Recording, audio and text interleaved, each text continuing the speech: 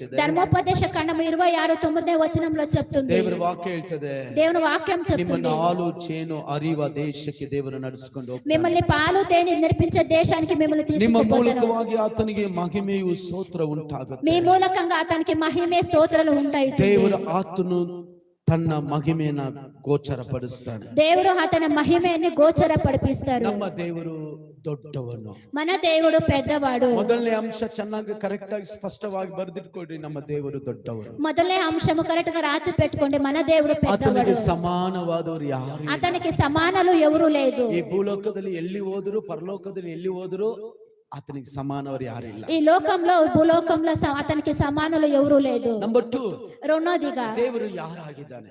దేవుడు ఎవరు అయ్యిండారు? ಸೈನಾಧೀಶ್ವರನಾದ ದೇವರು. సైనాధీశమైన దేవుడు. ಸೈನಾಧೀಶ್ವರನ್ ಅಂದ್ರೆ ಅರ್ಥ ಏನು? సైనాధీశ్వర అంటే అర్థం ఏమి? ಸೈನಾಧೀಶ್ವರನ